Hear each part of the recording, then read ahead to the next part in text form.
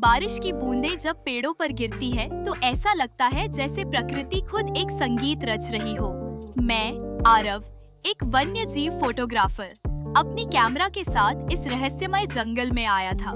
मुझे नहीं पता था कि इस जंगल में मेरी मुलाकात रिया से होगी, एक वन्य जीव शोधकर्ता।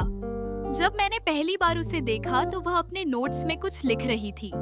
बारिश की बूंदें उसके बालों पर गिर रही थीं और उसकी आंखों में एक जुनून था जो मुझे आकर्षित कर गया। हमने एक दूसरे से बात की और उस पल में हमें एहसास हुआ कि हम दोनों का लक्ष्य एक ही है, प्रकृति की सुंदरता को समझना और उसे संरक्षित करना।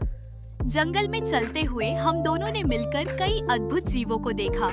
हर कदम पर हमें नए अनुभव मिलते गए। रिया ने मुझे बताया कि कैसे वह वन्य जीवों के व्यवहार का अध्ययन करती है और मैं उसे अपने फोटोग्राफी के अनुभवों के बारे में बताता रहा। हमारी बातचीत में एक गहराई थी जो हमें और करीब लाती गई। लेकिन फिर अचानक एक खतरा सामने आया।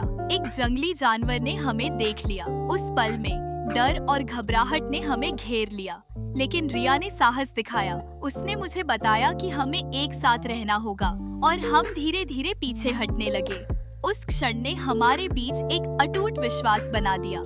जब हम सुरक्षित स्थान पर पहुंचे, तो हमारी हंसी ने उस तनाव को मिटा दिया। हमने एक दूसरे की आंखों में देखा और समझ गए कि इस अनुभव ने हमें हमेशा के लिए जोड़ दिया है। जंगल में बिताए उन पलों ने हमें सिखाया कि जीवन में कभी-कभी अनजान रास्ते ही सबसे खूबसूरत होते हैं।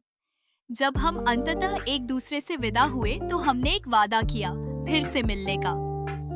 प्रकृति की इस अनोखी यात्रा ने हमें न केवल एक दूसरे से जोड़ा, बल्कि हमें यह भी सिखाया कि रिश्ते कभी-कभी सबसे अप्रत्याशित स्थानों पर बनते हैं।